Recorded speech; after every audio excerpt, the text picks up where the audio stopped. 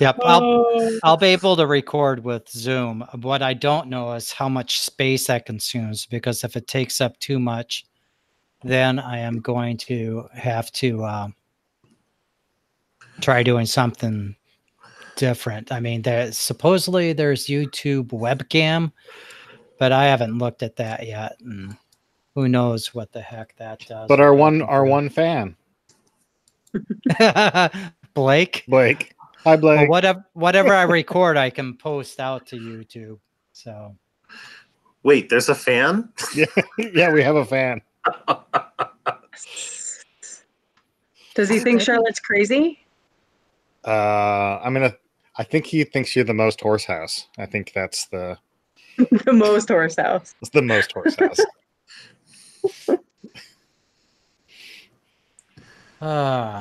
Okay. So we are recording. So episode 15, way back at the end of May, we had started off at the Walnut Lodge Motor Inn, where Drake and Char were having makeup sex, I guess. That's pretty much the only type they have, evidently. Break up so they can get together again. And Colby had rolled up in the Jeep he had stolen from his sister, Francesca. Everyone got it on in the hotel room. And then we had Gail out at her portable clearing, sitting outside by her chimney like always. And she was getting ready to smoke some dank fey weed. And just as she was getting a really good, nice buzz on, her asshole uncle showed up, and they argued about her uncle Howler essentially trying to kill Levi multiple times. And she did not get her way and didn't like that much at all. And he offered to leave the rest of the family alone if she'll tell him what Maida was up to, which is the same thing her father had asked for.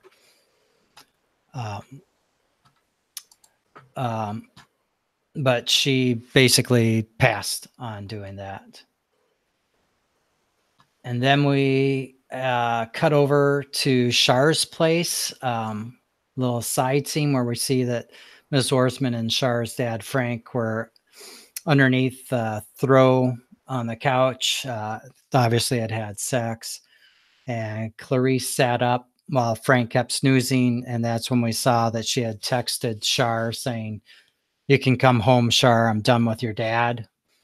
And then everyone kind of painted a few sinister details. And the one that's definitely come back into play already once is that her dad, Frank, looked kind of worn and thinner. And then we cut back to Gail biking along town, or a street on the edge of town. And we heard the sound of a late model Mercedes coming up behind her, and it blinked its brights. And of course, when it comes up and rolls down the window, it was her best friend, Miss Orsman. Everyone's best friend, Miss Orsman, let's be honest.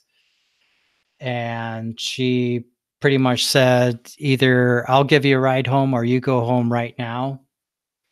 And Gail ran away, and because she didn't have her chakras aligned properly or something, it's the first time ever when she's been running through the woods where the path didn't just open up for her, and she got smacked in the face by a branch. And she got back to the Airstream, and I think in a fit of anger decided that she was going to fix someone's wagon and sent a bird off to retrieve her Uncle Howler and cut a deal with him for 540 hours of hot tub use, not consecutive hours, if he would deal with Uncle Mado, because she didn't like the way he sniffed her, evidently. And then about 1 a.m. at the hotel, Drake's mom and dad show up, and it was very mortifying and quite amusing.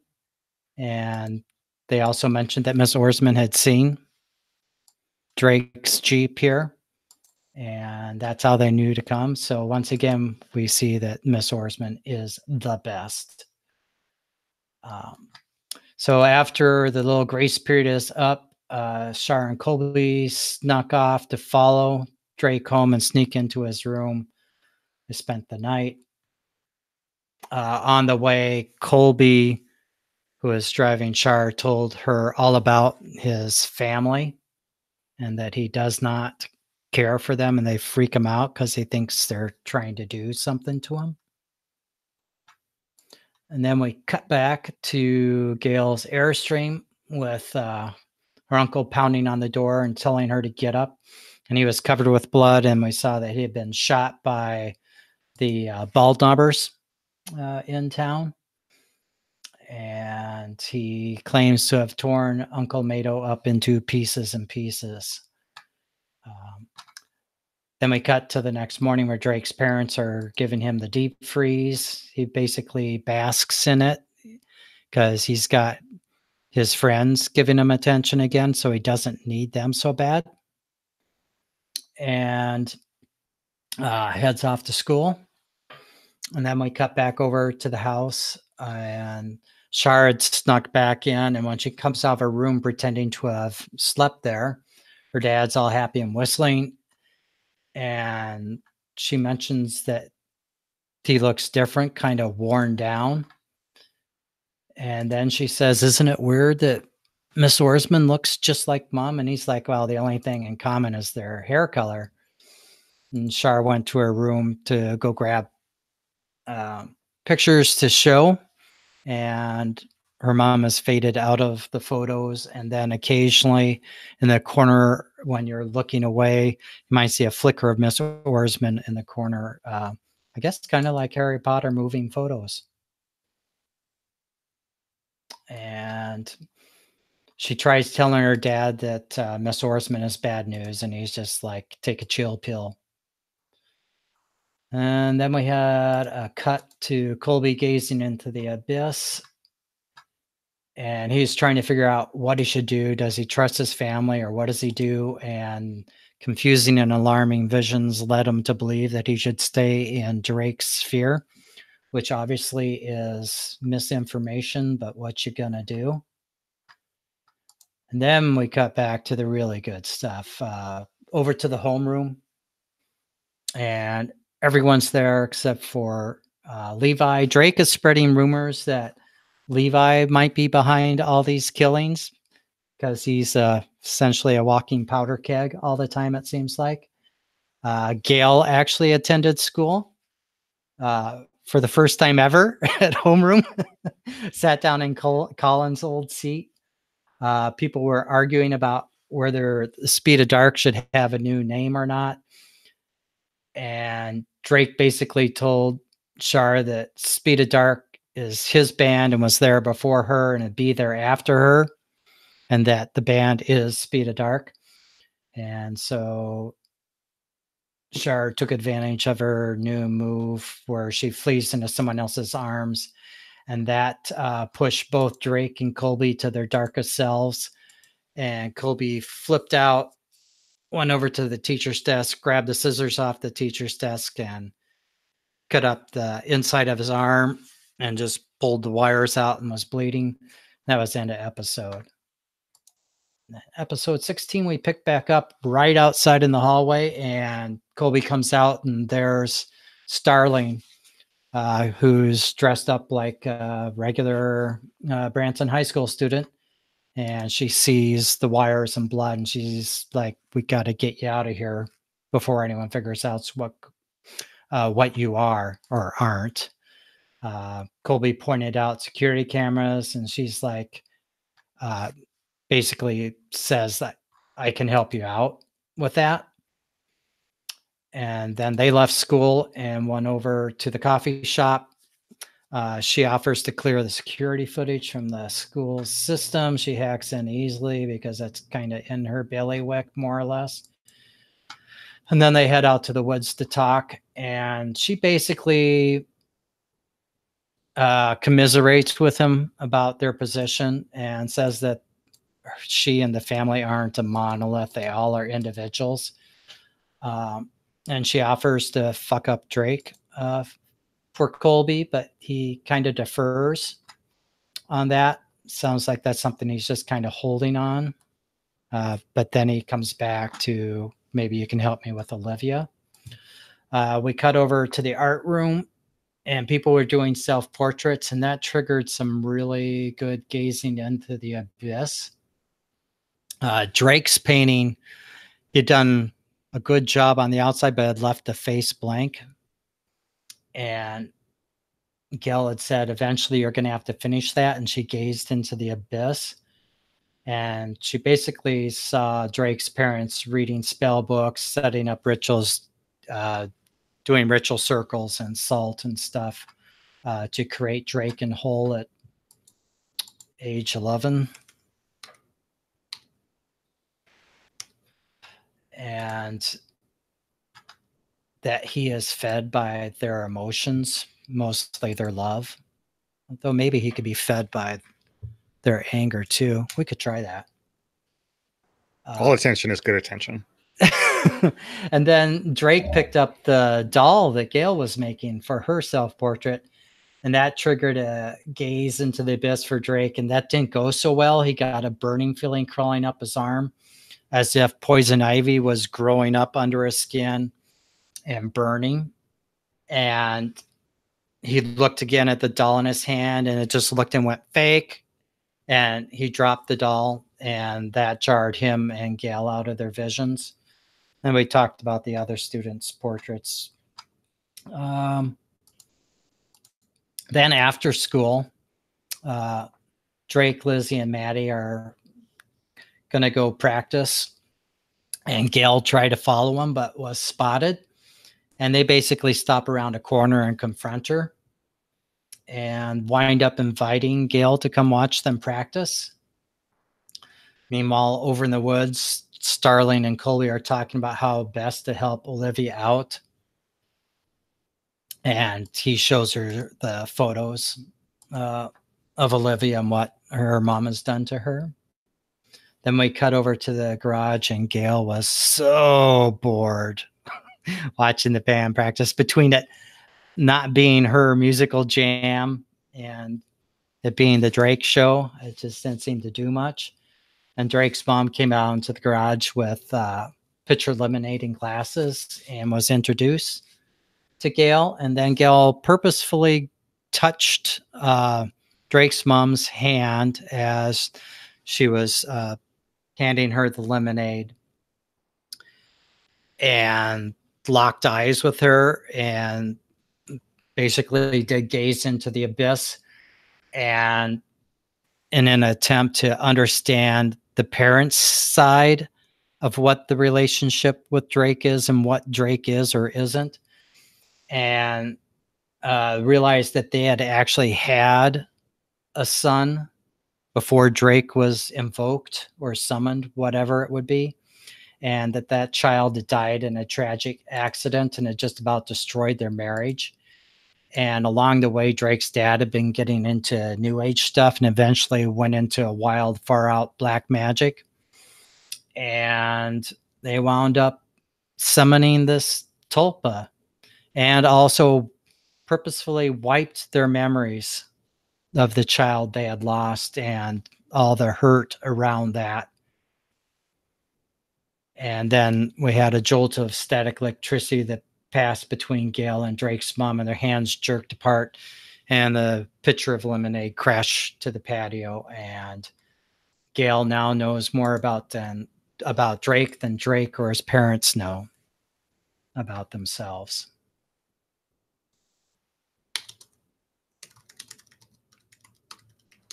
And I have a scene idea for right after that. Okay. So, but I don't know exactly where I want to start. That is cool. And then if we want to do that, and then Jeremy should have a love letter for me. Oh yeah. Well, why don't we do He that can do. first? Because we can. You want to do that first? Okay. Yeah.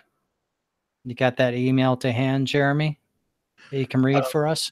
I do. Do you want me to read the whole thing? Oh, the whole works. No secrets at this table. It's very long, Kevin. He just loves you a lot. He does. When we're done with the letter, we'll stop the recording, and that'll be it for tonight. Okay. Well, we'll let you roll. We'll let you roll, okay? And that'll be the cliffhanger. Okay. Dear Levi, what a mess everything is. Your Uncle Mato has been overbearing since he got here. Ha! Overbearing. Get it? Mrs. Orsman is riding on you to do your therapy, and your mom has moved into the rehab facility attached to the hospital, and rehab is making her grumpier than hell. I guess what's not too unusual when someone has to learn to walk. That's not too unusual when someone has to learn to walk again. All the praise and amazement from staff just rolls off her. She's pissed she's not home already and is taking out on everyone around her, including you. But you've been a good son and rolled with the verbal and occasional physical jabs from your mom. She's making real progress, and that's what you've decided matters most. Heck, earlier today, you would have said she'd be home by Saturday. But then last night around 1 a.m., you woke up to your mom screaming incoherently. You couldn't tell if it was pain, anger, fear, or something else. All of those smells were pouring off her body as you and the nursing staff tried to calm her. It was only as they administered the third shot of sedatives that the screaming stopped and her body unlocked, collapsing back against her bed. As she slipped into a drug-induced sleep, she grabbed your hand weakly, so weakly, and in a raspy whisper, she said, "It got Mato, and it's coming for us next." Shaken, you called the house, but got no answer. You tried to sell, but again, no answer. By now, you were worried enough to call the freaking cops to do a welfare check on your uncle, saying that you'd gotten an alert from your cheapo home security system that the front door was open. Within the hour, a worn out and shaken Officer Decker is at the door to your mom's room with the news that they think they found most of your uncle in your house. You note that he doesn't give a specific location, and as you press him on what he means, he admits that bits and pieces of him are everywhere, and they're not sure they know where all those bits are. Some of them are missing. Apologetically, he asks if you'll come to the house and tell them if the remains might be your uncle, and if you see anything see anything meaningful. The sooner they move on this, the better chance they'll catch the meth head that did this, or straight up psycho, or thing, whatever. Now you're back in the living room where you found your dead stepfather and grievously injured mother just a couple of weeks ago. Now there's blood everywhere again. The copper tang of blood overwhelms you at first, and just from the smell, you know it's Mato. But you know you can't say that to Decker.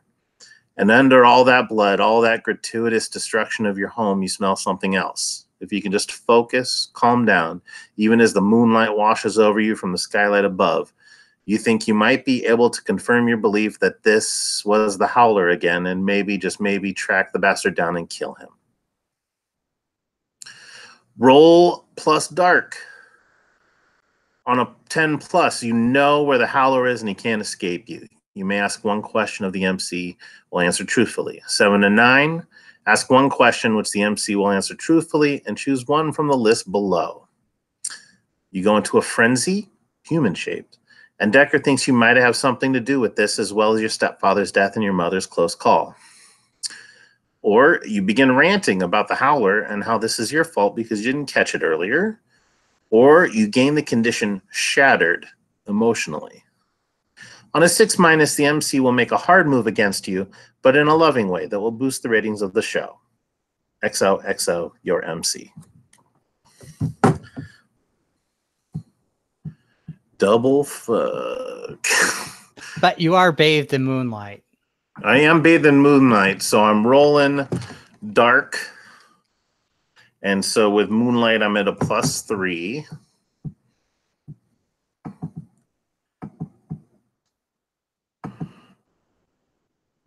So that's a 10.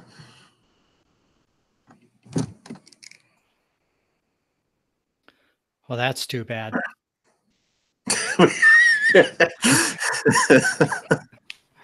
The hard move probably would have been you shifting right there in front of Decker. So Sure. Then who knows? Maybe maybe he'll catch a glimpse. All right, so we'll play that. I think we can play like that quick moment out.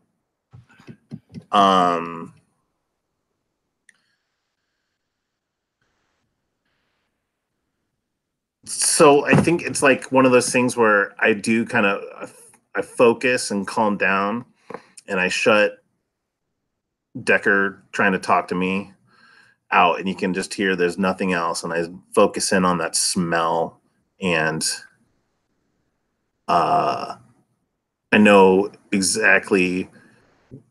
It's like this shot of right before I passed out that one morning where the howler is. I saw him like going into his cave, so I know where the cave is. And then it's like a rush of a blurred vision, and it comes back to me, and I'm there sweating. And I look at Decker, and I was just like, we just need to get the coroner down here to identify this bloody mess. I don't know why you called me to look at this. I just, I thought maybe you'd I know. You wanted to induce more trauma. recognize. And he looks like really stricken when you say that. In fact, roll with cold to shut someone down.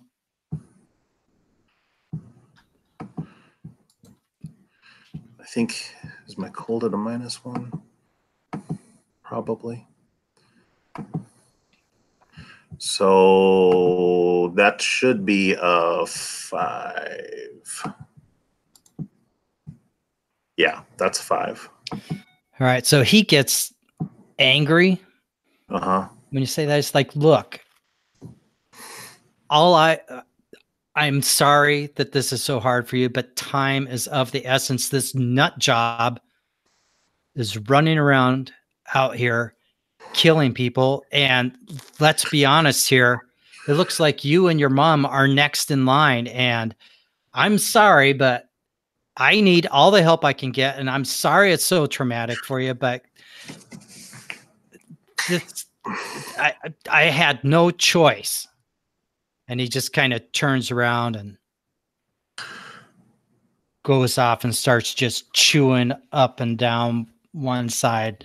One of the cops who's just, there guarding the scene, obviously trying not to take out his anger on you. Yeah.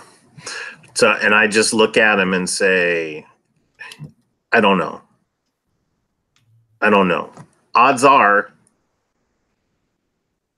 it's him. He was the only person here, but I don't know.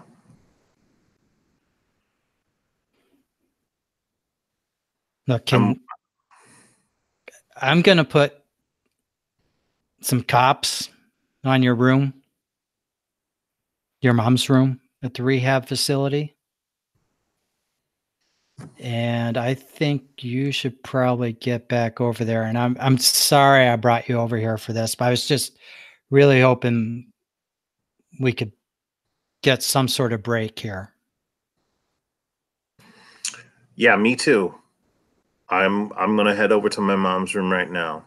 She asked me to pick up a couple of things for her.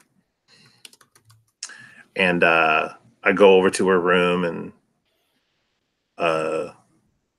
there's like a carved wooden box on the bottom shelf of a nightstand next to her bed. I grab that, and then I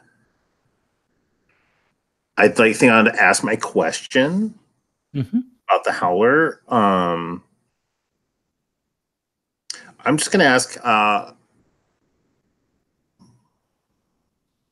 how can I kill this creature? Oh, that's excellent. That's a very good question. You're going to need some cold iron as well as your strength. Some cold iron? Yep. Not forged iron, cold iron. Mm-hmm.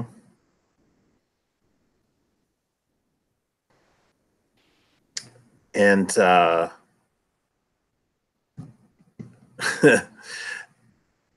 think maybe it's just like that.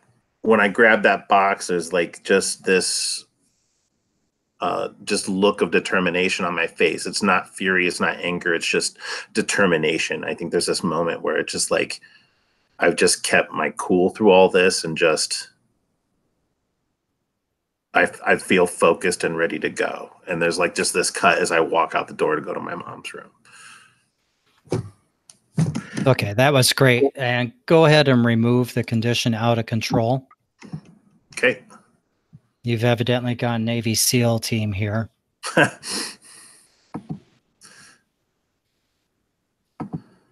All right.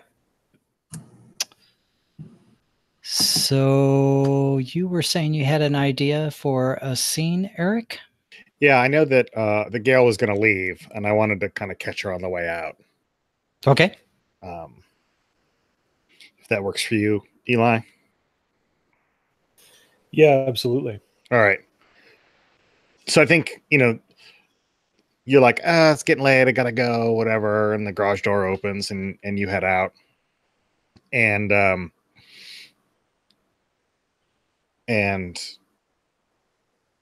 like as you're just about to sort of get to the distance where you could like just kind of vanish in your weird fairy way. Like I come out and I'm like, Gale. And I like run and I catch up to you. Okay. Yeah. So when I hear when you say my name, I probably like stop, and I'm like definitely paying attention to you, but I haven't quite looked back at you, and I definitely haven't said your name. Mm-hmm. So you catch up to me, and you see me, and I'm really shaken, like underneath a mask of just being like, a mercurial teen who wants to go off on her own. And I'm like,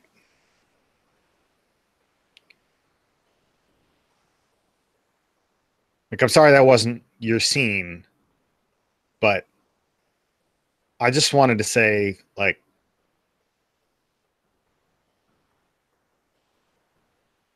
why do you keep pushing people away? Like, you've been in school for a day and you didn't make any friends. You pissed off the twins, which is fine, and, we invite you to come and hang out and do whatever. But, it's just, I don't see you, like, it seems like you want to be out in that weird, that weird trailer and stuff by yourself.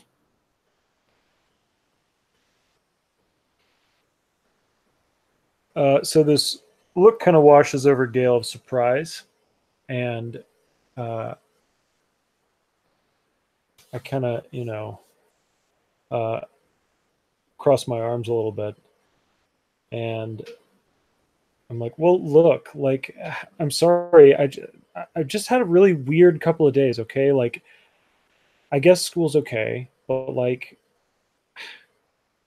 I don't know. I just got a lot going on right now. Okay.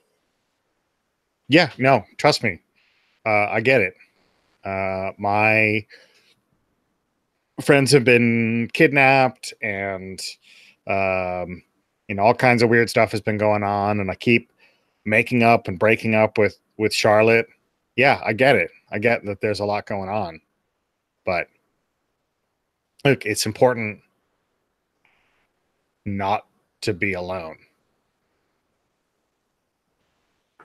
Yeah. Well, like, great. I guess.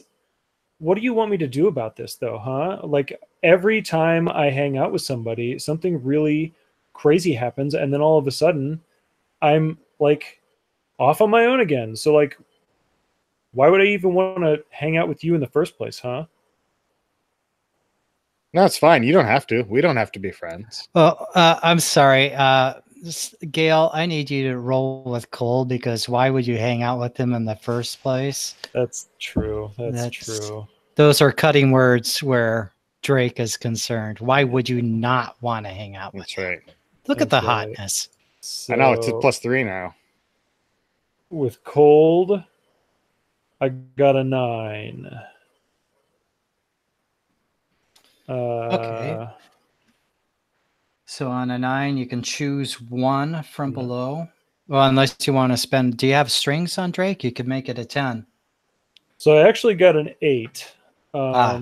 But I do have strings on Drake. I don't really want to spend one right now, though. Okay, that's fine. So you get to choose one from below. They lose a string on you. If they have no strings, you gain one on them. You can give Drake a condition, or you can take +1 forward. I do not and- have any strings on you. Okay, I was just about to ask. I think I'll take +1 forward. That seems to capture the idea that I know more about his past than he does. Sure. Okay. And then Drake, you get to give Gail a condition because she came across poorly there. Let's. Oh my gosh, you have so many. Yeah, I was going to say, can I have more than 4? Yeah, they're not tied to your stats. Okay. I'm gonna say lonely. Damn, okay. Words hurt, Drake. I know. Look, there's a way to be not lonely, and that's to be a part of Drake, and that's all I'm. So here's a question. One of my things is overshares, and I very pointedly didn't tell him a lot about what was going on just now. Would that mean that I cleared that condition, or do I have to take an action specifically thinking No, I want I'll to let not overshare? I'll let here? you clear that. Okay. Because okay. it has to be very tempting Oh, after yeah. the harsh words, and that you didn't come back with that, Yeah. or just let it slip. Yeah. Okay. Not to brag, but that does give Shar the most conditions. Yeah. Just So. pointing out. You'll always be Yeah. number one in my heart, Shar. So, Eric, I think I try to shut you down and it works, but you give me this condition and I take +1 forward on you. So I think what were you about to say in response whenever I said, like, why would I even want to hang out with you anyway? And I said, I think I was like, look, it's fine if you don't want to have any friends and live by yourself in the woods. I was just trying to help and hang out. So have a good night.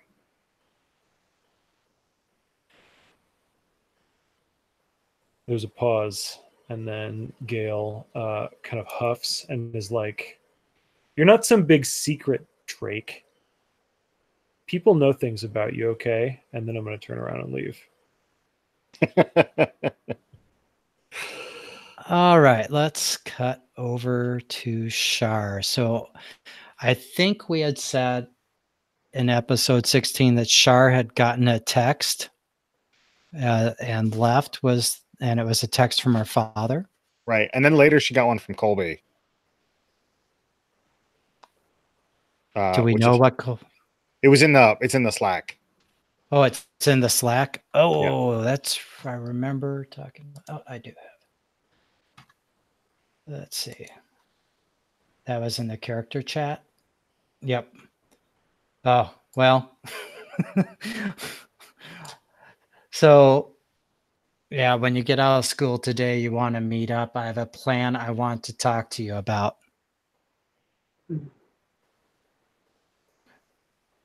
But let's see. But when you guys were leaving school, I think that's when I kind of hand waved and said that Shar had gotten a text and it was from your dad. And so you got a message, Shar, and it's like, sorry, had to kill a mosquito. It's from your dad. It's like, not feeling well. Could you come home and drive me down to the clinic? And I text back, yeah, absolutely. And then send Colby a text that says, I can't, maybe later. I promise I'm not ditching you. And I head home. Yep. So you get home, and your dad is just kind of sitting there on the couch, and he looks even more drawn than he had this morning. He's like, I just feel so wiped out and something's not right. Can you drive me over to the urgent care? Yeah, of course. Dad, what happened? You didn't No, look I like felt so I don't know, just all day I've been feeling more and more worn out. And I don't know, hopefully it's just a bug, but you know me, I never get sick. I know, that's why this is weird. Did you see anybody? Did anybody come over? Did you talk to anyone between this morning and now? No, just some texting with Clarice, but that's it. I mean, I went to the store. I'm sorry. I just read narrator. It wasn't just a bug. Oh, Okay, you went to the store. Did anything happen while you were there? Did you I come was in feeling contact? kind of light. I mean, no. I mean, I suppose I probably, maybe touch hands with a cashier or something like that. But I'll be honest, I was feeling kind of tired before all of that. Okay. Why don't we go? Uh, let's go. Let's go.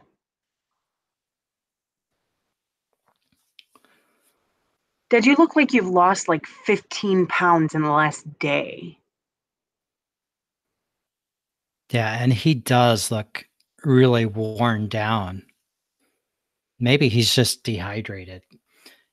And you get him over to the urgent care and they do some blood work and they're like, yeah, I think we're going to send him over to the ER. His potassium levels and stuff and calcium levels in his blood are all wrong. And we need to have someone take a look at him. And they basically just, the urgent care is attached to the hospital. They just run him down there and you're left there in the waiting room. What do you do?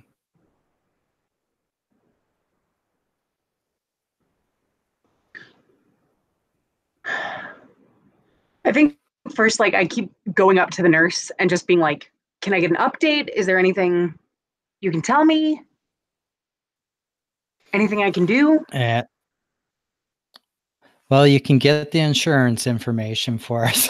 Go into all that crap that you don't want to hear about. And basically, they tell you that they're just running right now a really broad panel of blood tests. They've got them on an IV and they're trying to figure out what's going on. And once they have a better handle, they'll be admitting him probably for inpatient, unless it's just some like really severe dehydration or something like that. And I can't go back there? No, I'm sorry, hon. You can't go back into the ER. Once we get him into a room, then you'll be able to visit him. I promise you, I'll give you an update as soon as I have any additional information. Okay. I don't know any of his insurance stuff, but he works for the factory. I'm sure it's union something. I don't know. But I don't have any of that stuff. I don't know. I'll just sit down, I guess. Done. And she, I sit down and I pull out my phone and like, oh, nope, go ahead. carry on. Okay. I pull out my phone and I go to text Drake and then I'm like, no. No. And so then like I go to text Olivia and I'm like, no, I can't. Okay, no. And I don't want to text Colby because I'm not ready to deal with his shit when I've got my own shit.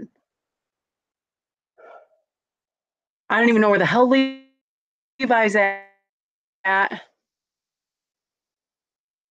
Fuck. I'm gonna text goddamn Meadow, Gail, Garden, whatever her name is. So I pull her up in my phone and like very reluctantly, I'm just like, hey, there's some freaky shit going on. You kind of seem one with nature. Is there anything that is in the air or going around that could make my dad lose like 15 to 20 pounds in less than 24 hours?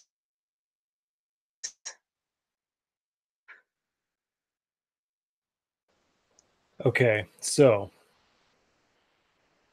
Gail doesn't actually carry a phone. What do I do what do I have to do in the game to say that text messages come to her, but they come to her like I am birds who going fit on their to shoulder? magically hand wave this and say that through the power of the Fae Ether, that old T9 phone that you have somewhere sitting in literally a circle of toadstools somewhere out in the forest is just passing that information along to you. And much like Siri, you can say a message back to it and it may slightly misinterpret it and send it back to its intended recipient. Amazing. Yes. Okay, cool. So I get all this. Oh shit. I want Gail to be better at using a phone than she is. So in response, I'm like, Shar? Question mark, question mark, question mark. If weird things are going on, you should come to period, comma, my trailer. But trailer is misspelled.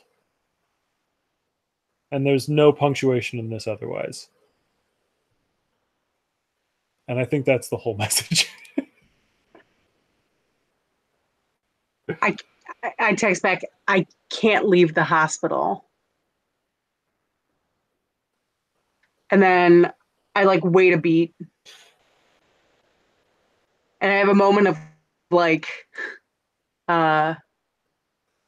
vulnerability where I just text her back. You ever put yourself in a situation where you are fucking utterly alone? Question mark.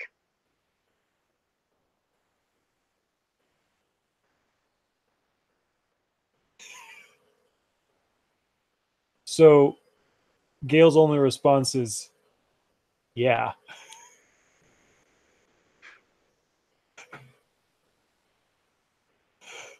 But I think at this point, can Gail walk in the door of the hospital? Certainly. Okay, cool. So yeah, I walk in, and I imagine I'm like checking in at the.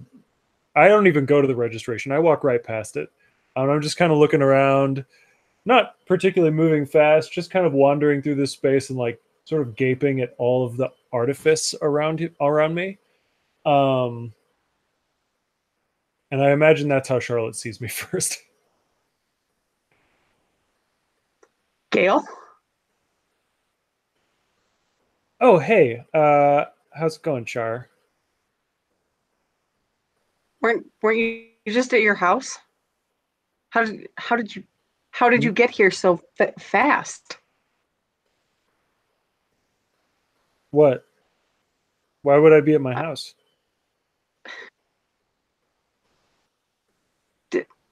I like look at my phone.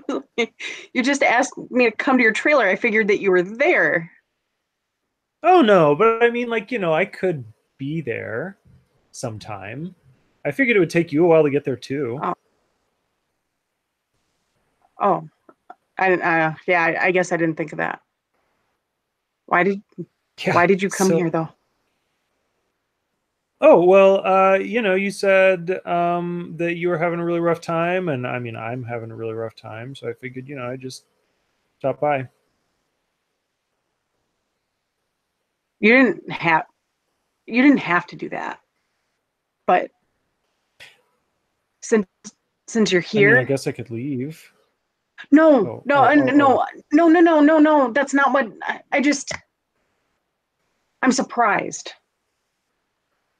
Like I feel like you and I have had this like invisible wall that's been kind of like around us the entire time, and most of it's probably to do with fucking Drake because he's a fucking monster. Yeah, I mean, I think Not all of it obviously. has to do with Drake. Yeah, I'm like not Yeah. literally. He's not literally a monster. Like that's not what I meant. I just mean like shouldn't joke about stuff like that, right? I mean, okay, look, so like you promised to be nice to me if I didn't try to steal Drake from you, right? Right. And so I feel like if you're going to be nice to me, I could be nice to you too. And like I think that's allowed. But like okay, so Drake is weird. Yeah, I know. I'm not a crazy person that goes in and out of a relationship with a person 7 times in 3 weeks. But that's what's happened with fucking Drake. Yeah, Yeah, and weird. I can't say I blame you, okay? I had a run-in with him earlier today, and there are weird things going on with him. I just, like, he's gone, and I'm fine. And then I see him again, and it's like there's like this crazy pulse that pulses through me and pulls me towards him and says, "Oh, Shar, you have to be back with him. Don't you want to be with him? You know you want to be with him." And then I go fucking bonkers, and I'm back with him again. Yeah, okay. I don't think that's normal. I think that's actually really bad. I don't get good vibes from Drake anymore. I thought he was cute when I first saw him, but like there's something weird going on with him. I thought I got. You ever feel like somebody's just empty? Yeah. And like you could put whoever inside that person and they would just like not be any less empty. Yeah. Okay, I mean it 100% serious. I think that's what Drake is. What, like he's emotionally shallow and doesn't have the ability to process emotions like a regular teenager, you mean? Or No, like I mean like if he could eat your soul, he would, and he would still be hungry afterward. I think Drake is a first-class weirdo. All right, let's cut over to Levi. That was great. Seems like a couple people finally have a beat on Drake. Just shaking your head. No, they have no idea. They don't know the real Drake. I thought I was a villain before.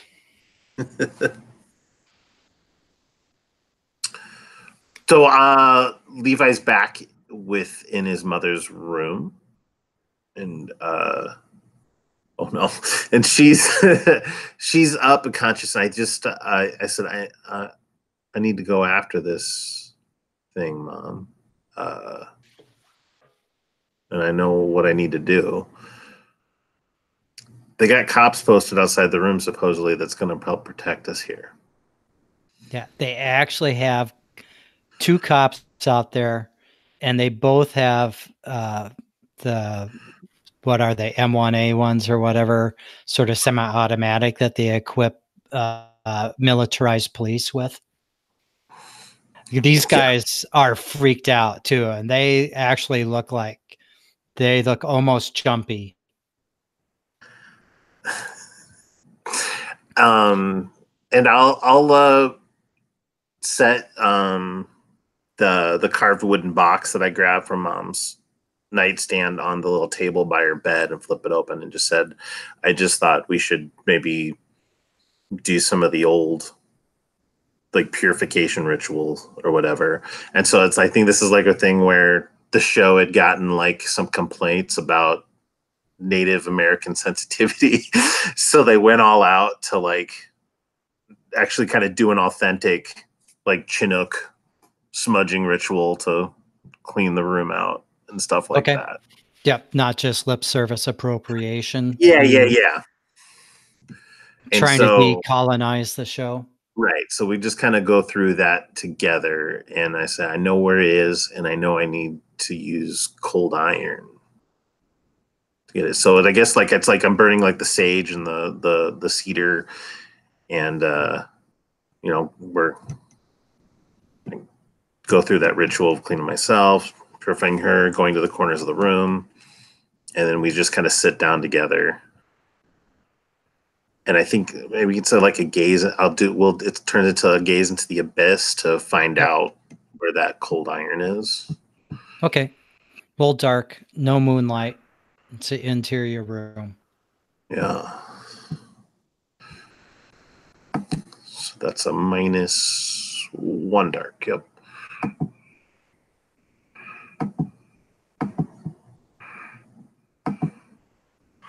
Four.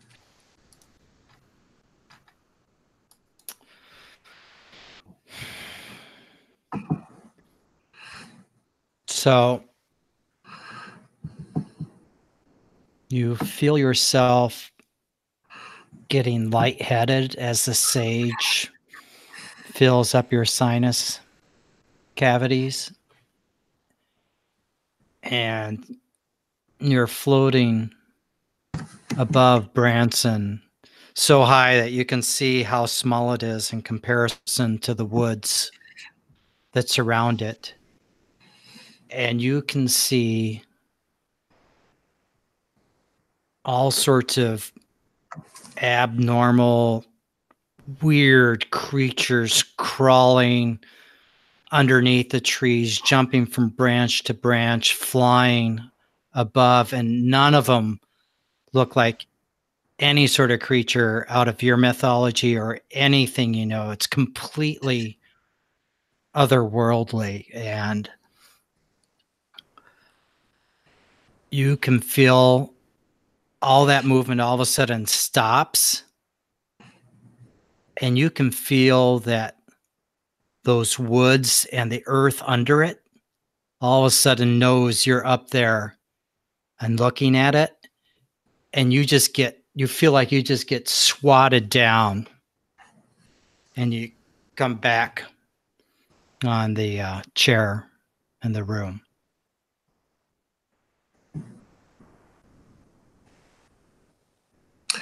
And it's like it's Levi's I'm panting and breathing heavy, and I look at my mom, and I don't know how we're gonna stop this thing.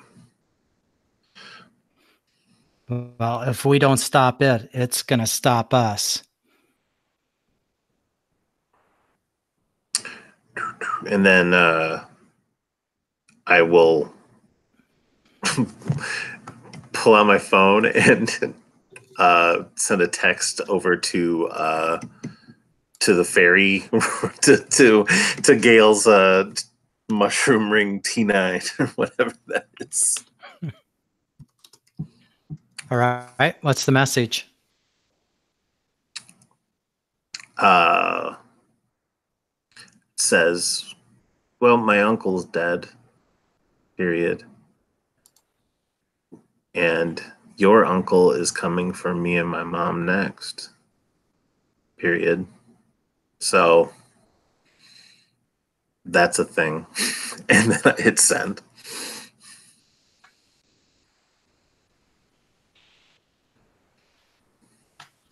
Oh, So you I get don't a know that I text get it. message through the ether, yeah, and so you're still with Shar, I think. yeah. So what is that like? Please describe for us what if Shar is witnessing anything. So I think we I just said I think Drake would eat your soul and if he could and still be hungry afterward. And then I go, "Oh man, this is the worst day."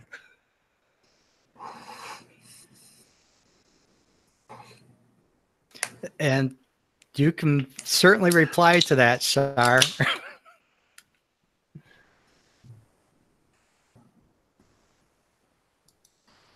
Forgot to unmute myself. Sorry. I'm sorry.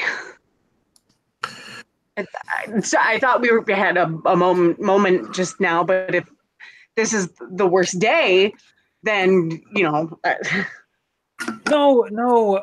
I got look. It's really hard to explain, but I'm in some trouble with Levi, and oh, I don't think he knows like about it, but he trouble. just told me about it. What? Well, yeah, What? like trouble. Like what else? What are you talking about? No, let's Look, go back to okay. how.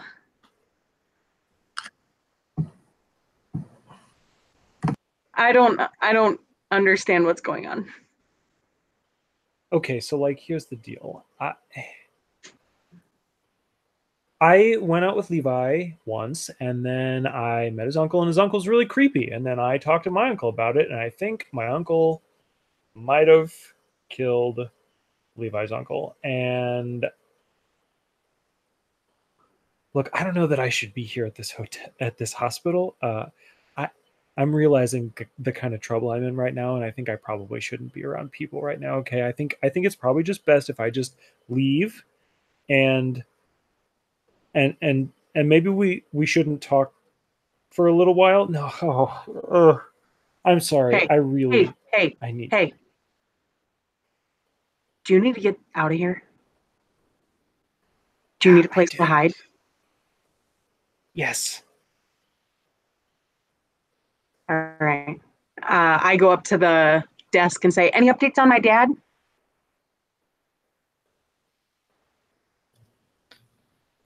We're still waiting for the blood panel results to come back,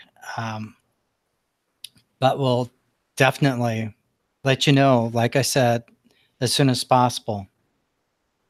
Here's my phone number. I have to go get something to eat. I haven't had anything to eat all day. I'll be back. You got to take care of yourself. Don't worry. We're taking care of your dad. Get any information back or anything changes, I will call you immediately.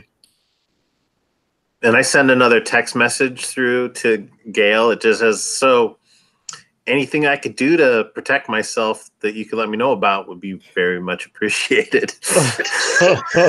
Oh, okay. So I think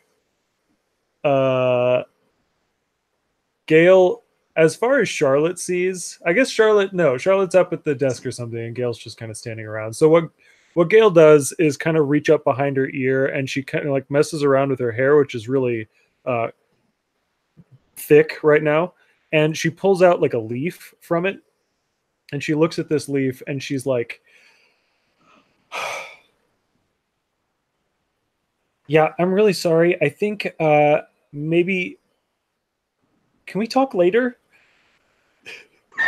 And then she just like throws the leaf away. So just as you're turning around from the desk, you see this leaf fluttering to the floor. And Levi, you get back a misspelled version of that message.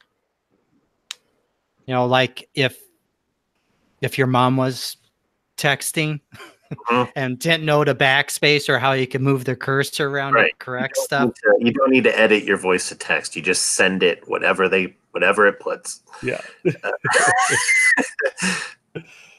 And I just sent another one back. This is, well, I hope it's not too late. And send that back.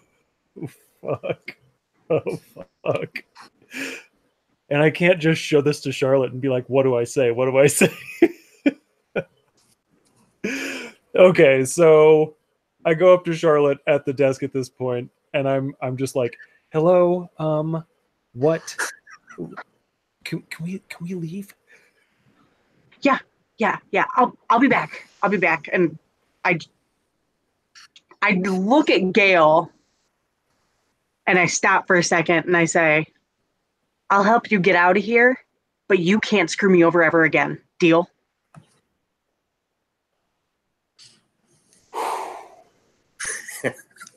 Yeah. Gail, there's a moment. It looks like Gail is struck by a bolt of lightning. And she looks at you with this intensity, like she's seeing you for the first time. And then she very slowly sticks out her hand and she's like, it's a promise. And I grab her hand and I shake it. And I say, Okay. I don't know who the heck you are, but let's go figure shit out. All right, let's cut back over to Drake's garage. So Drake, Maddie's phone goes off and she's like, oh my God. I just saw out here, I got a Facebook message that there's been another murder, and this one was at Levi's place again. Jeez. Do you think, oh my God, do you think he's dead? Is that why he wasn't at school? Oh my God. And then she holds up another one. Look, it's just like you said. A bunch of people are saying that he's the killer. I'm like, should I text him?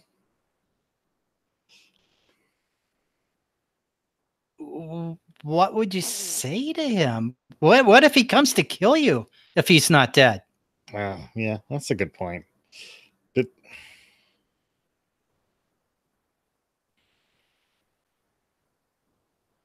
And I'm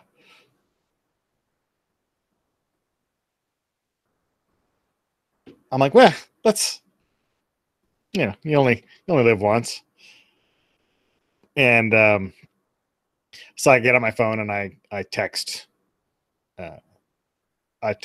Levi and I say, like what the shit is going on with you or something like that. Hit send.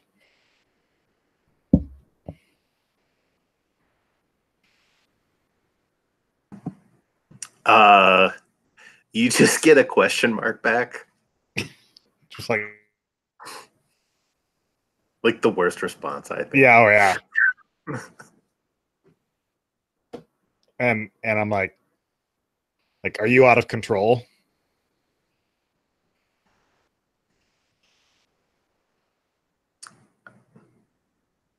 Nope, I'm here with my mom.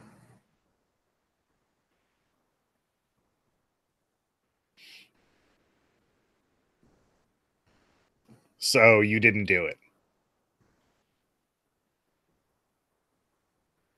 Another question mark.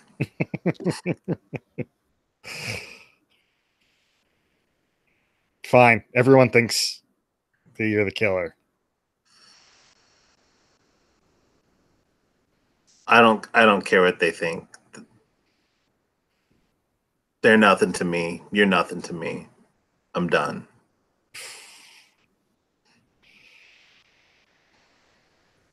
Damn. And I'm like, man, this guy's like, watch out, because I don't know what Levi's going to do.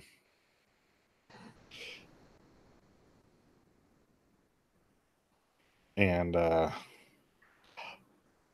don't really have anything more for this scene other than to needle Levi. All right. All right. It's my turn. Go ahead. Yep. Oh, let's do just a quick bio break. Sounds good. It's a couple minutes.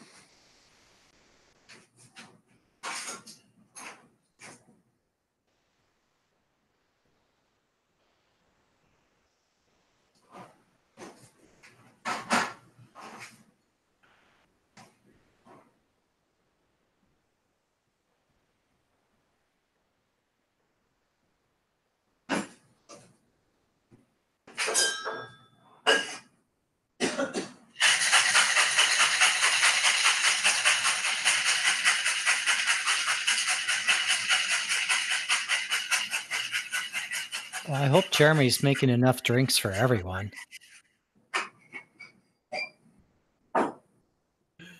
Yeah, for real. I bet Eric could get him a good shipping rate. Your sound is really low now, Eli.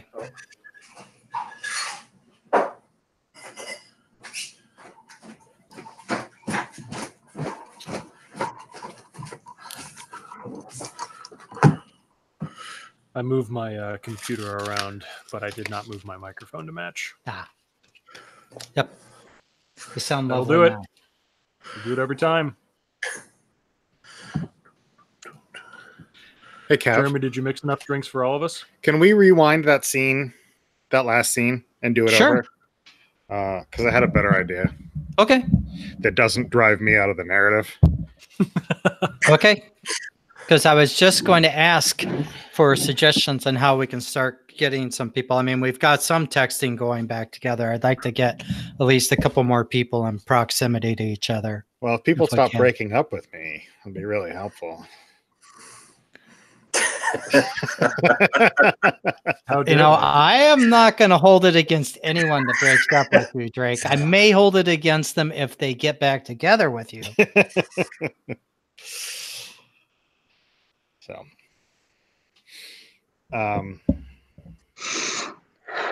I can't be held accountable for my actions. I am the most stable player. you're the most. You're The the most most horse horse house. house. She's a very stable genius.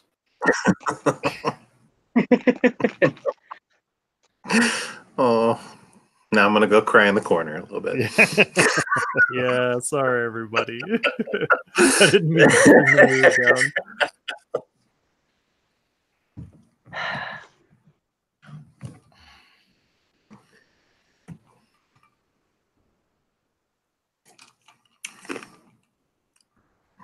Got there some lemonade. Kind of margarita. Better. Oh, National What? Tequila Day. I found out. Oh. Is it? Sorry, I didn't. for you. I didn't really like double check. You know, I didn't validate the source. I just heard it. It's like, fuck it. That sounds great. So, So, what's your scene rollback idea? So Yeah. I wanna start over, like get the same, have the same setup, but do a different set of texting with Levi. Okay, so it's just right after you had suggested that you might be willing to text Levi, and Maddie's like, "What if he comes and kills you?" Assuming he's not dead. No, look, I'll be nice to him. And look, just watch. And I'm like, holy shit, I just heard. Like, are you okay? Because the nice thing about text is that it doesn't demonstrate emotion very well.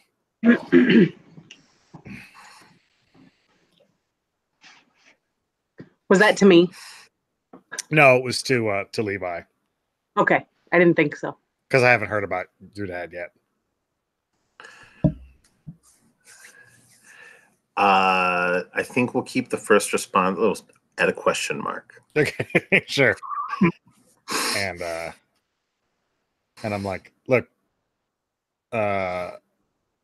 people are saying that you did it, but I don't, I don't believe that. I know who you are. Okay. Do you need anything?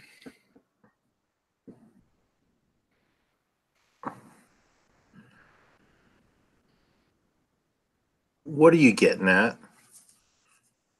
Look,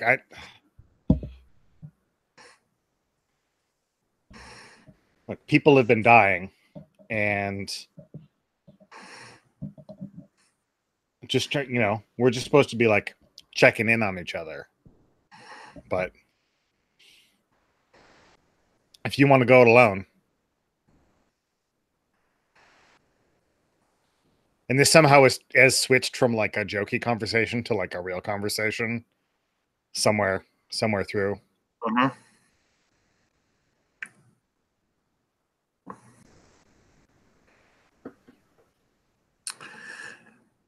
I think you get back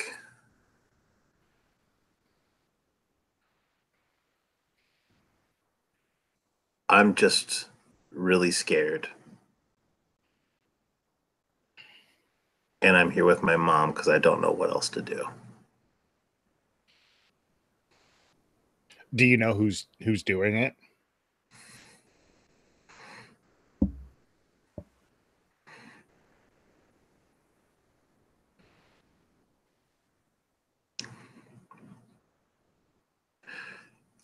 You get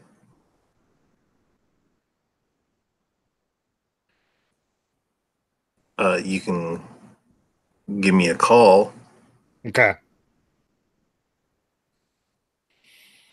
And I'm like, I think at some point I'm like, I thought this was gonna be funnier. Like, you guys, and then I'll actually give him a call. I'll actually give him a call later after Maddie and Lizzie leave.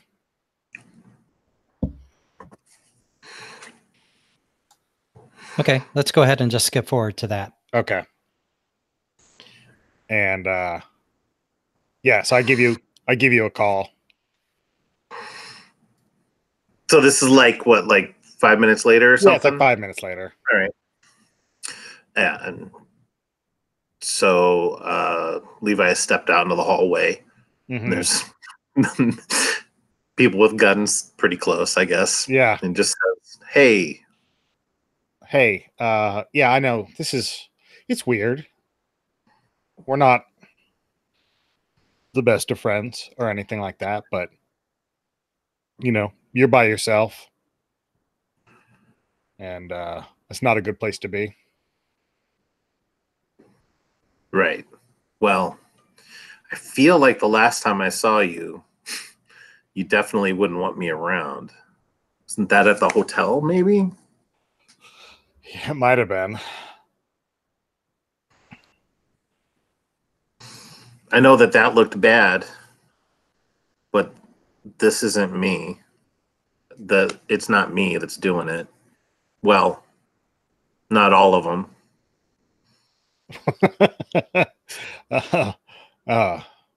Okay. You're gonna have to explain that at some point, but I'm not gonna push you right now. I'm just learning to come to terms with this that I got going on. I don't know, and I know I hurt you and Shar a little bit, and I realized that I was the one that hurt Colin. Oh, you? Oh, okay. And I so, don't sound upset. No, of course not. And I just said, so I needed to be by myself for a little bit, so I don't end up like hurting anyone. But that's not me. That's going out there right now. It's some other thing that from the woods. It's like Charlotte saw it. It like trapped your car. Charlotte and we got together, but we didn't really talk that much. And now we're use words. Yeah, now we're kind of on the outs again. Gail saw it. Yeah, similar story.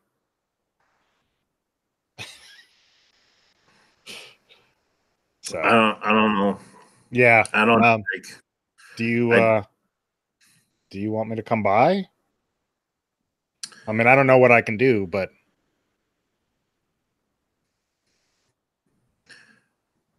I'll leave that up to you.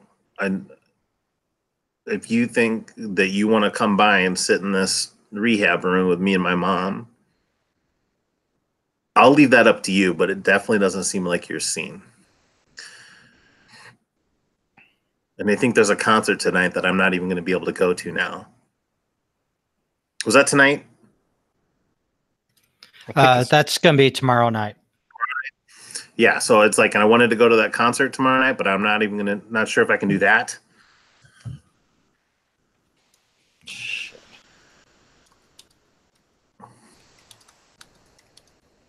Has there been word going around about Brittany and Levi? Or has that been pretty quiet, like at high school? Kevin? I'm sure Brittany has talked to her friends, which means they've whispered some. So probably probably Lizzie Mm-hmm. may have let that kind of slide through. Yeah, and I haven't been there to actually interact with her in front of anyone else, so it'd just be her end. Oh, I didn't think that would be your scene, but honeybeeps are going to be there. Yeah, I know. That's why I wanted to go. I saw them at that party way back when. Oh yeah, and Bathsheba are back.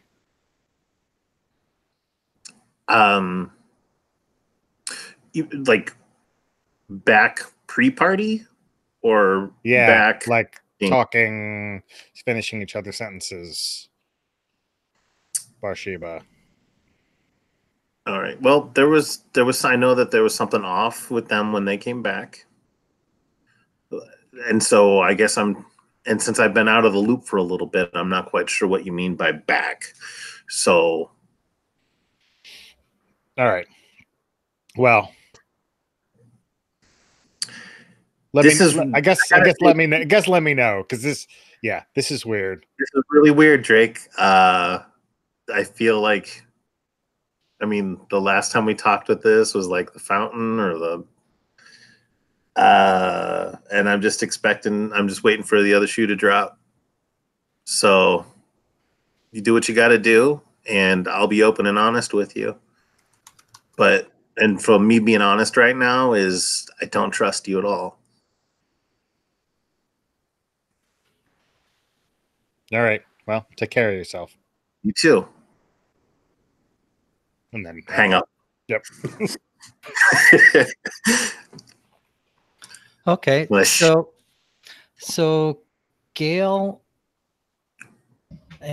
and Shar, you guys were going to flee the premises for where? Qdoba.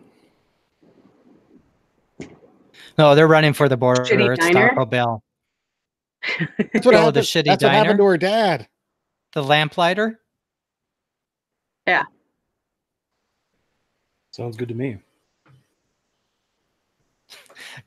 You are going to be horrified by everything on that menu, probably. Except for maybe the ice cream or pie. That's probably real. Oh, wonderful. So Look, go ahead. I know it's not the best place, but we need a place, and no one is going to be there. Yeah, okay, whatever.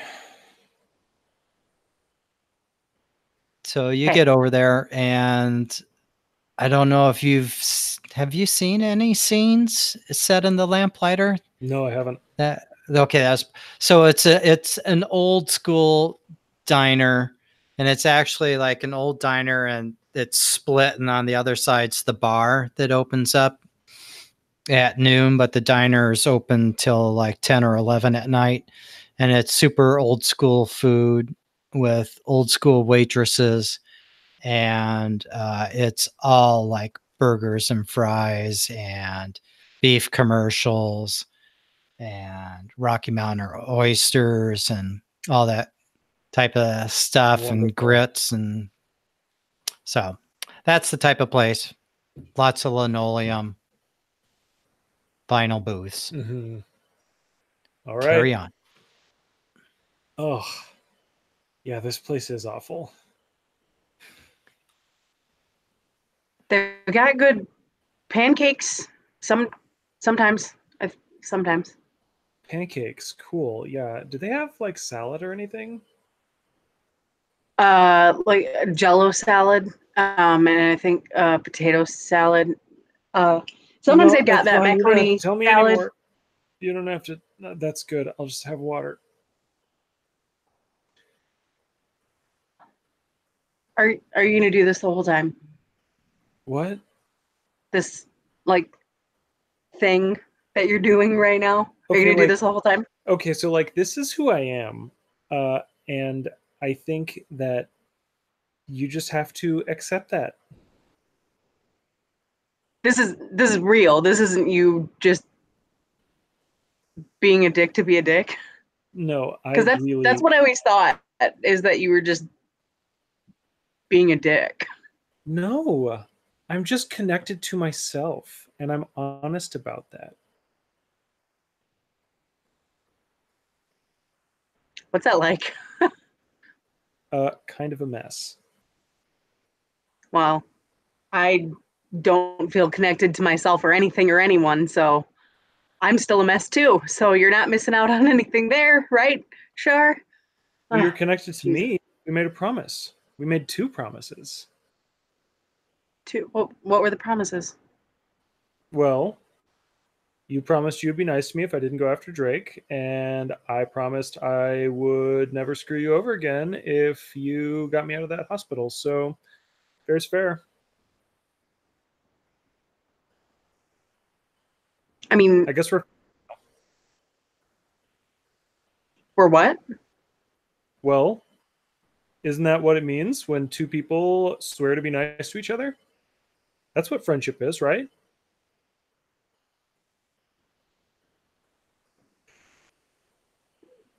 You want to be my friend? Like really? Like really? Is that really something that you think that you want? Well, like, it's not like anybody else is lining up to be my friend. I didn't mean it that way. I didn't. I mean, like, nobody's lining up to be your friend either. No. No. I mean, I didn't. Okay. Well, all right. Neat. This friendship thing is really going well for us today, isn't it? Like, can we cut the crap for a hot second and let's talk truth? There are a lot of things about you that I don't like, and I'm sure that there are a lot of things about me that you don't like either. But there's a lot of fucked up shit going on right now. And I could really use someone that isn't as crazy as everybody else is. Someone who at least, I don't know, isn't Drake, I guess. Isn't, a half man, half monster that clawed my face apart. Someone that's not a motherfucking robot. I could really yeah. use. So I don't know if you remember. There was a lot going on whenever, Levi attacked that car that I rescued you from. But, well, it's like this, and when she says it's like this, there's like a wave that passes through her where it like starts on the tip of her nose and it looks like just a ripple of water across the surface of her skin, and where the ripple is you can see like clearly bark, and like her eyes turn to this very vivid green for a second and then it ripples back and she's normal again. She's like, I think everybody's pretty weird.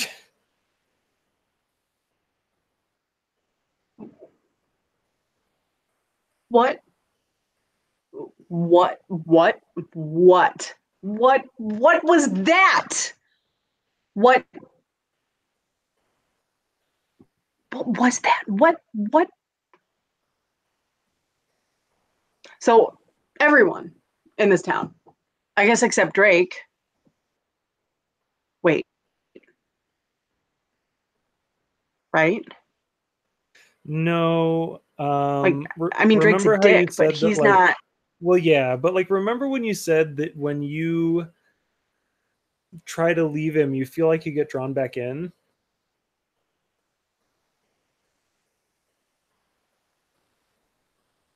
So, like, here's the thing. Whenever I was at his house and he was playing music and it was really bad music, I mean, like, there was no. It didn't come from the heart, It was just like he wasn't singing about his life. He was singing about like the lives that he watches or something. It was so weird. And anyway, his mom comes out and I take this glass from her, and when my hands touched her, I tell you, I went to a place and I saw her younger with some guy, and they were doing a weird, like, ritual looking thing. And I just felt beyond the shadow of a doubt that that's how Drake was born.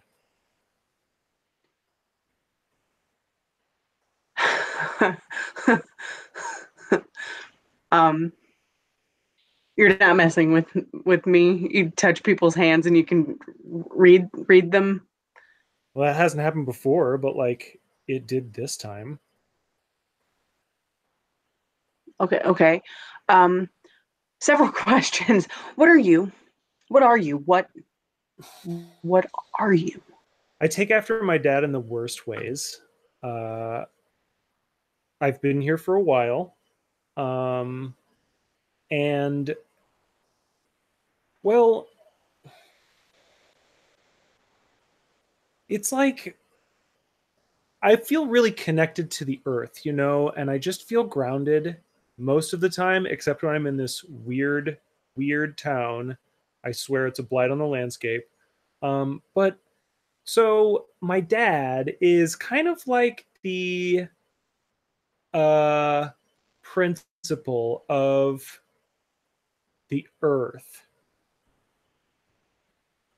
And I'm like half, Okay. you know. Yeah. Okay. I mean, Check, please. Yeah, please. Yeah, I'm gonna go. no. You wait, you look, I know Are you this is are weird, you right? telling me But the like truth? I'm telling you the truth. I'm telling you that the situation here is complicated, okay? And like I really need somebody to just understand how difficult the position is for me right now, because I get that you're like, are you really normal? Actually, like you're not joking either, are you? I think so. I hang out with like I said, a robot and a half bear thing, and apparently my on again off again boyfriend is a narcissistic hollow hearted fucker. I don't know what else. Because Yeah, like I'm here's the normal. thing, okay, you're telling me that you're normal, but like you don't feel normal. It feels like there's some weird stuff going on with you, and like you can get away with a lot. Okay, have you ever thought about that? Have you ever thought about all the shit you've put people through? And I say that in the best way. I think it's amazing to watch a well played revenge take place. I'm just saying that's justice, but I'm also saying you're really good at it. Like better than anybody should be. Listen, have you ever walked through your life just thinking that you're invisible to everyone? Like you want people to see you and you want them to understand who you are and what you are. And as much as you try, you just can't either pull yourself to show people who you are, or you actually start trying and they don't actually see you. That's been me my whole life. That's Gail's why I get away with picturing shit. Gail's picturing in her head like how incredibly connected she feels to everything, and how weird it would be if she didn't feel that way. She can't even imagine what it feels like to be disconnected from things. And she looks at Charlotte and she's like, that sounds really awful. I am so sorry for you. And then you move into a new town and the boyfriend you shack up with is fucking Drake. Can you imagine? Like I am walking around with like people that just see right through me, and then I'm with the king of seeing right through everything. because all Drake sees is himself. Yeah, it's weird, and like that's some bad luck. But I wonder if that's maybe like part of you too, because again, that seems like a real huge coincidence, doesn't it? That Drake and I are together, and that no Out one of sees me. all the And people in the world, it's a girl who's never felt like she's connected with anyone and a man who's a human vacuum.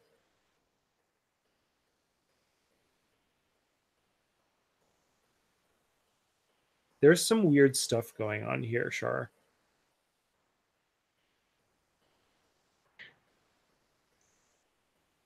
well,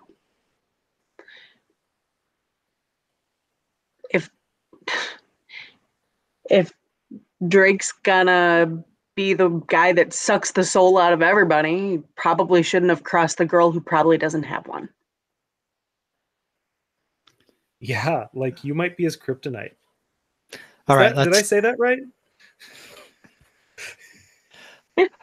and let's cut over to Drake. So Drake, you try to reach out to Levi.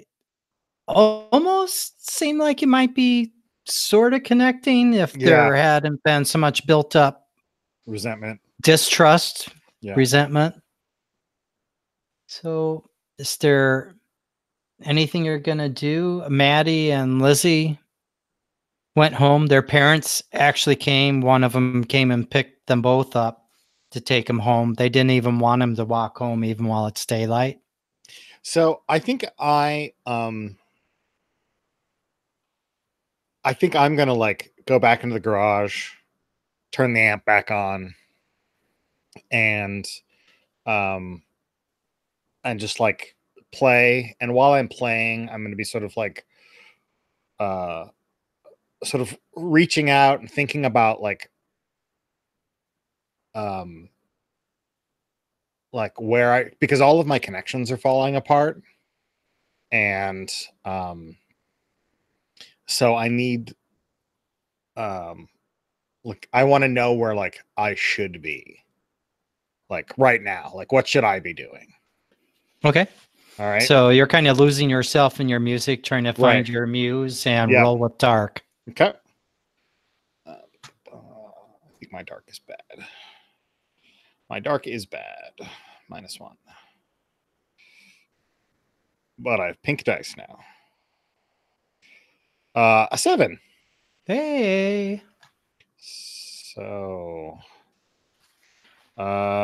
shows me confusing and alarming visions, but you get your answer nonetheless. And the question is, where should you be? Where should I be? With the goal of trying to reforge some connections, Yeah. get some more positive vibes and feedback. Mm-hmm. Because like I don't necessarily think that Drake knows that he's like that, you know, he doesn't know what he is. Yeah, I don't think Drake's self-aware enough. Right. I mean, he might realize that he needs people Right. and likes attention. He totally understands that because you play towards that all the time. Mhm. But I don't think you get why that Mhm. is at all. You're And like not self-aware in that way. it seems like my old life was working, and then all of a sudden it's like blown up. And so I like need to figure out like where else I can hook into my life. Okay. So you're playing with your eyes closed, Mhm. and you can feel yourself kind of sinking into the music and dissociating from your body. It's like you're playing, not even thinking about what you're doing. You don't even really know what song you're Mhm. playing if you're just, and all of a sudden the music is just discordant and there's these feedback squeals and it's completely dark. And the crescendo of music is so loud, it feels like your head's getting squeezed by it. And there's this super deep bass underneath. It's just vibrating everything, and you feel like you're going to come apart. And then a light snaps on in the dark, and it's a single spot coming down. And it just kind of softly lights the area around it. And you see that it's the field house, and it's the stage there at the field house, all set up for Ben to perform. And you think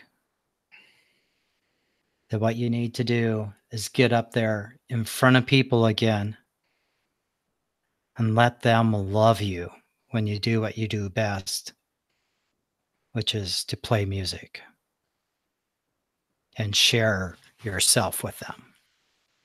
All right. And then your amp blows out. Right. Dad? Yeah, your dad comes running out to the garage, and he's like, God, we blew a circuit. Are you okay? And smoke is literally coming out of the amp. Yeah. It's like, and it was a nice old classic Marshall with tubes and stuff in it. And they... And I'm like, Dad, you've done some work on this before. You think you could put this back together? It looks pretty wrecked. And he comes over and squats down next to you and turns it around and pulls the back off. And he's like, yeah, I think, we might have to eBay some tubes, but I think we can take care of this. It doesn't look like it's irreparable. We could do this together, son. You should learn how to do this because, these tube amps, you don't see them very often. This is something that can carry you through, the rest of your life. And he kind of chokes up a bit because he's thinking about you possibly going away, which he's dreading. And I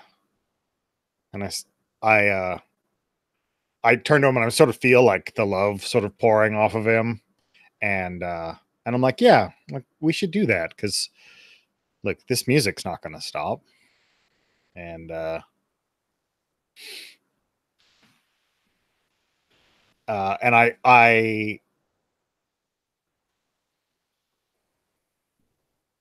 say, Dad, what I said to you the other day, look, I didn't mean it. I was really embarrassed. And he puts his hand on your shoulder and he says, I really appreciate you admitting that. And I know it was mortifying for you, son, but you got to know your mom and I love you so much and worry about you so much, especially with all the stuff that's going on in this town. We're so worried we're going to lose you. And that's the worst thing we can think of. Why don't we go check out eBay and see if we can find some tubes? All right. We'll cut the scene there. Yep. Levi.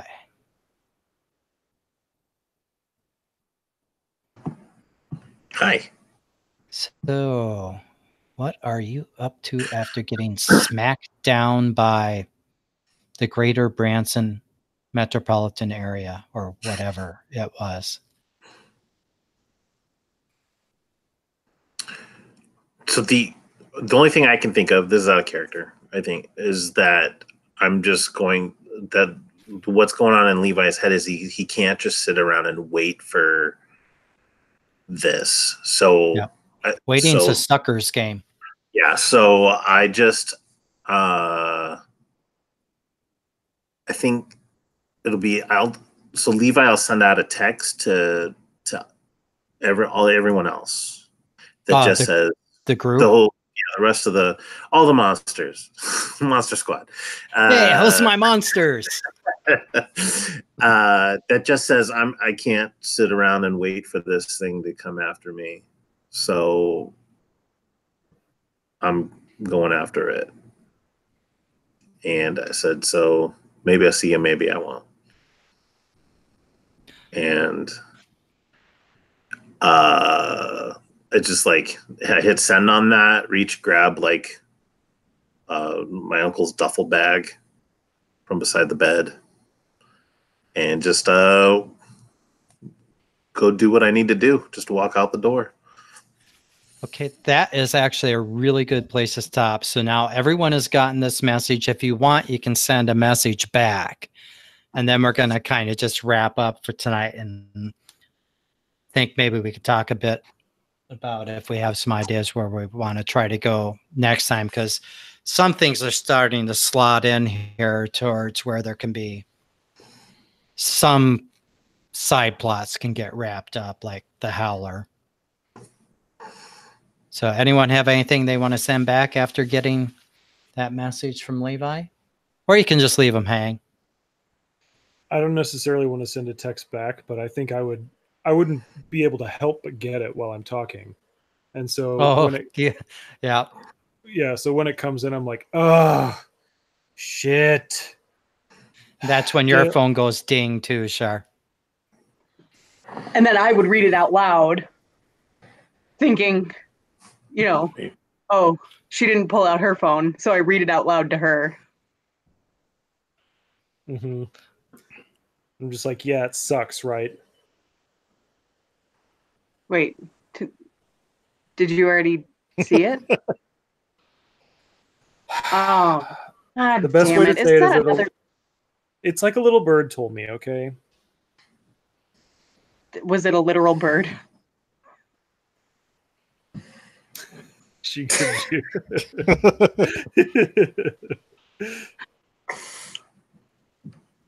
Yeah, she gives you a little grin. I think we need to go find him.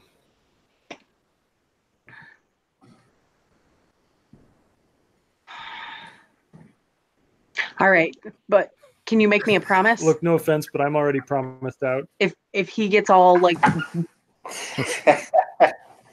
All right. How about this? Can we promise that if he goes all like Hulkamania bear on us, that we'll protect one another? Then yeah, I'll never screw you over again. And you'll be nice to me. Yep. This is all covered.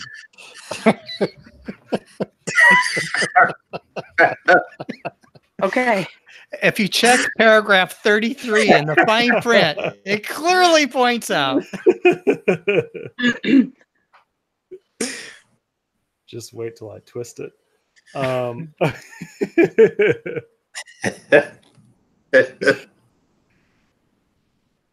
right. Drake, did you have anything for Levi after you get that message? I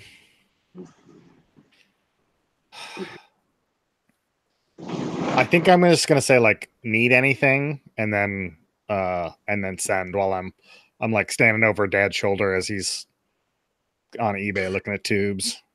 I lay money you can get Cold Iron off of eBay. I bet Dad's got it. Yeah. Probably a very good chance. So is that or he can get his hands on it from the prop. I was like, is that on a group text? So like Drake. Yeah, you sent to everyone. So if Yeah. they didn't single it out.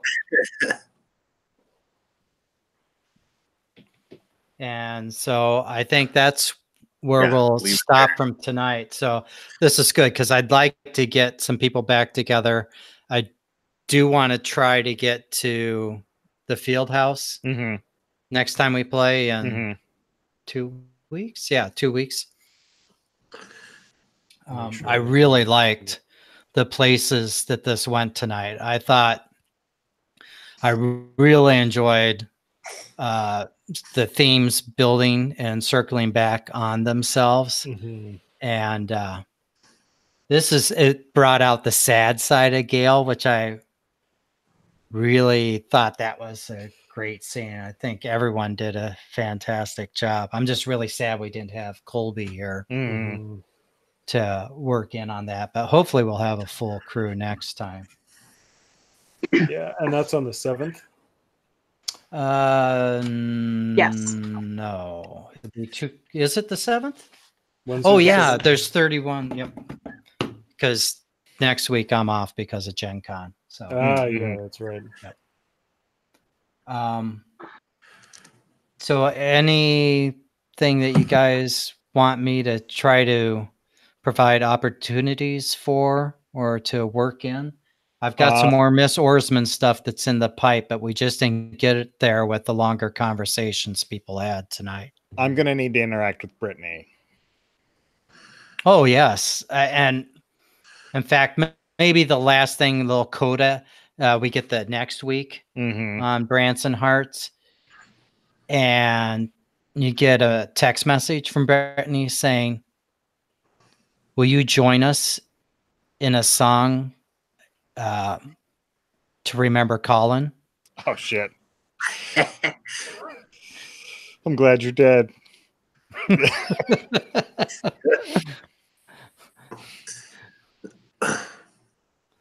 Oh, come on. You're going to slay up there I singing am. Candle in the Wind with her.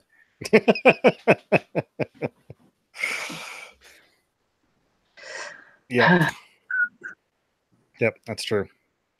I'm going to win everybody's love back. Yeah, that'll happen.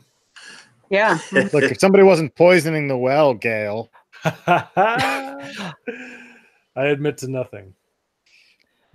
And Well, I everything. gotta say, Drake, you've done a lot of, I mean, it's become, you were so callous with so many people so often. Yeah. Unfortunately, it's kind of come back. Oh, for sure. On you, but your magnetism is, I think, we'll see what happens. I'm very curious if you and Shar get in proximity to each other again. I don't know if it's like magnets where the poles are matching or opposite, or what'll happen. Yeah, Eric, like the way you're playing this, when you just like get this like full heartfelt shit going on, and then you're like shitty afterwards, and it's like, yeah, I've met people like this, and oh yeah, you know, it's like it works, like it works on people. Yeah, it's super toxic, and yeah. So, but we'll see. Maybe Drake will. I feel Drake like Shar and Drake as quasi being. Oops, did I laugh like that? My bad. Oh, it cut out I feel a like little Drake and Shar. Oh, it's fine. No, I just you just. Yeah. Anyway, I think Drake and Shar are like vinaigrette. The oil and the vinegar separate until they get shaken up, and then they're all mixed in together, and then they separate again, and then they shake it on up. You know, that's a really good analogy. So we'll have to shake it or stir it or something next session. We'll see. I hope I didn't get too meta or too off like intended tone whenever I was talking about how like Charlotte definitely has some exceptional shit going on with her too. No, I think again, it's a CW show, so that's sort of, it's not unusual for a character to kind of go on a rambling discussion where they kind of meta refer to stuff like that, just to shadow where things are going and to make sure the viewers understand that, you know, while Shar is a mortal, she's not just a plain old mortal. She's got pull like nobody's business. Yeah. I thought it was good too, because I thought like you were trying to connect with her, you know, a weird, uncomfortable way. And it definitely read that way. Yeah, so good. like that whole scene was excruciating, and I really liked it. So it was pretty tough. Yeah. I also really want to girl power with Charlotte at some point though, and I want to just be like, yeah, fuck, reclaim your power and kill everyone if you have to. That would be very cool. I don't know. We'll how try that to would provide happen. an opportunity. I'm the most We'll figure horse it house here.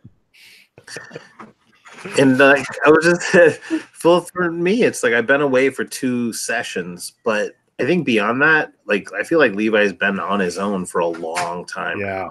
Yeah. And so it's like it's come into like he's either gonna die or we're moving past this thing. Like that's it. Like I don't see any other way from to go. I mean, I think you either reconnect with people or, you know, or you don't make it. Yeah. Yeah. And I think Drake has sort of a similar thing going on, but it's Drake's doing rather than like outside forces. Yeah. That like if Drake can't like get his mojo back and like reconnect with people, then I think at some point he's gonna fade, right? He's burned so many bridges. Yep. Yeah, and in talking with other MCs, they say that they've often seen where it's very typical that the werewolf playbook that character winds up being more on the periphery, and because once they go dark and start tearing stuff up, it's hard to re-engage with the other characters. I think Gale is natural enough that there can be a connection there, and I actually like. I don't want my fucking uncle to use my goddamn hot tub, and I'm willing to help him get killed if it means that he's not going to use my hot tub. Yeah, I think that's why on that playbook that they have like the protectiveness thing, because like if the werewolf ends up like being protective of another player character, then no matter what, they're gonna kind of be in there. But if it doesn't happen, right? And we do have, I think you have the connection with Brittany now, right? Yeah. So, and if we get to the field house, for sure, Brittany's there.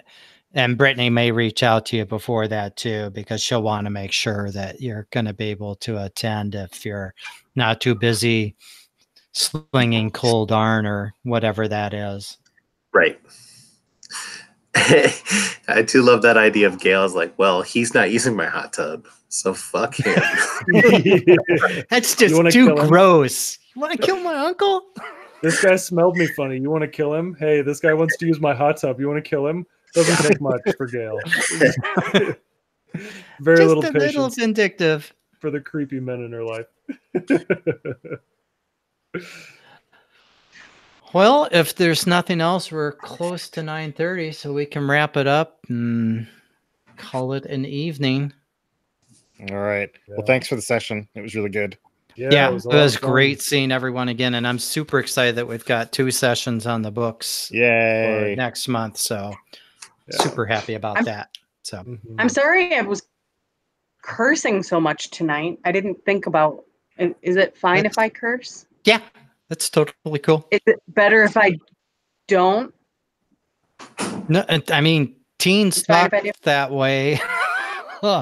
Oh boy, do teens talk that way. So I mean, it didn't take me out of the game, and it doesn't bother me. I have a sister who served in Desert Storm, and so I still have not met anyone who swears as creatively. She's like the Al Swearington of my real life circle of acquaintances.